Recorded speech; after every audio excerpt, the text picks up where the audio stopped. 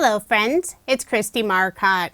It's time for the December 14th reveal of Spellbinders 2024 Crafty Advent Calendar.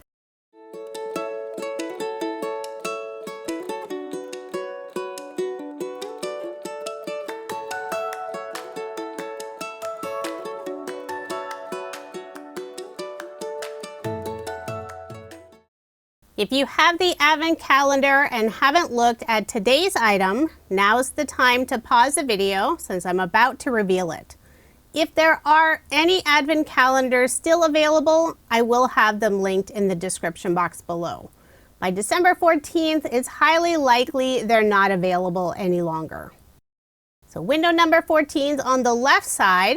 We'll open up that front flap. On the inside, there's a picture of a cute little dog. And it looks like we have another die set.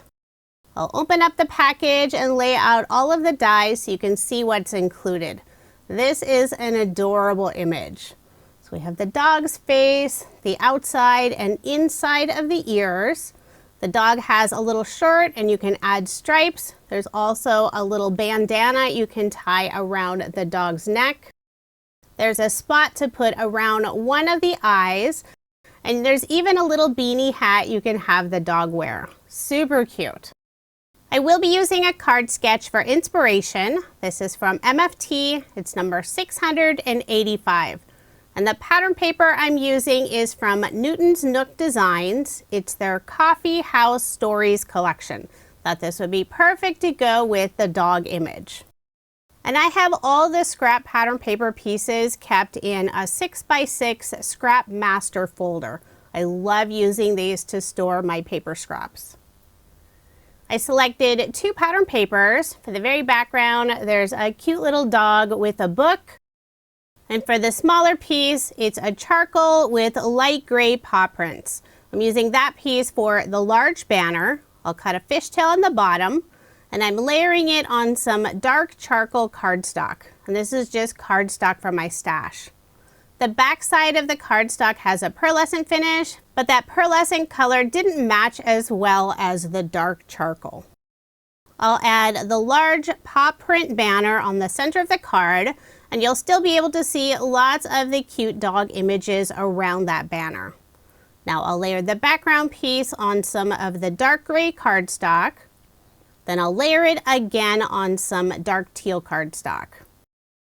I'll put ATG tape on the back and add my card front onto a card base.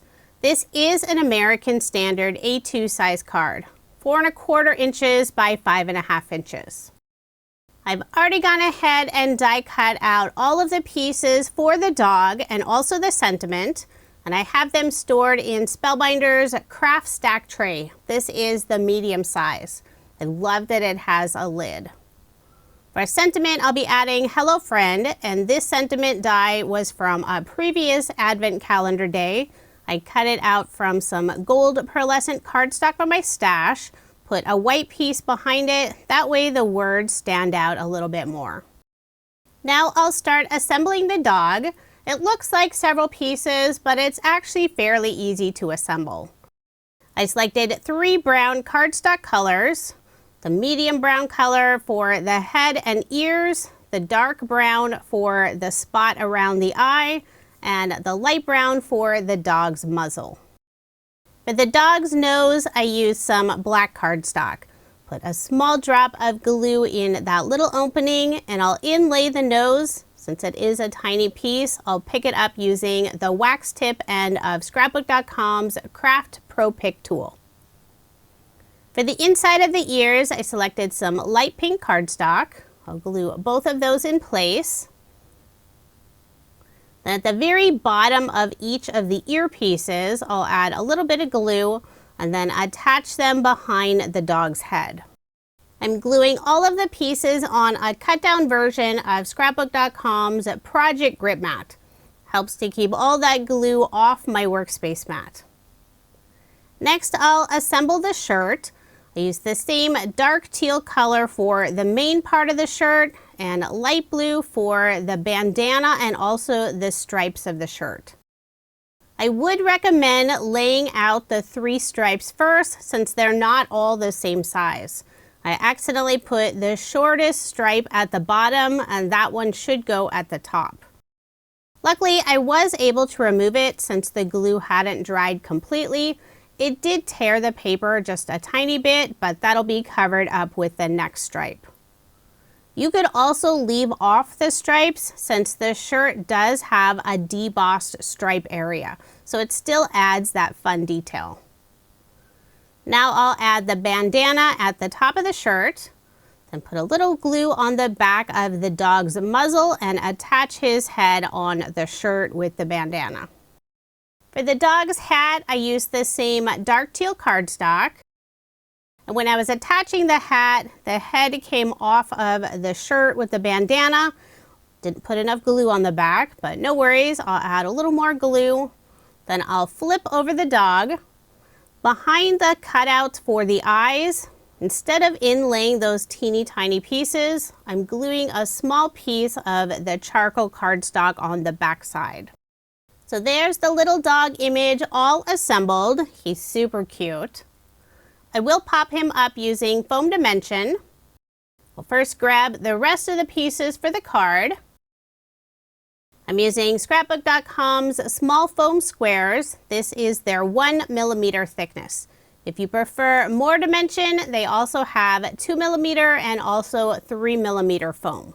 The 1mm is my favorite.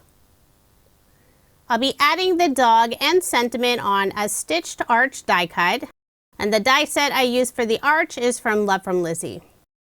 It's a bit longer than I want on the card, so after I figure out where I'll add the sentiment, I'll simply use a pair of scissors and trim off the extra. And when I'm cutting that bottom, I'm trying to follow the same curve as the sentiment. I'll put glue on the back, adhere the arch in place. I also popped up the sentiment using more of the small foam squares. I'll remove the release paper, add the sentiment at the bottom of the arch. Now I'll remove the release paper on the foam behind the dog and add the dog above the sentiment. The die set also includes a heart, and I cut it out from some red cardstock. I love how that red really pops against the charcoal background.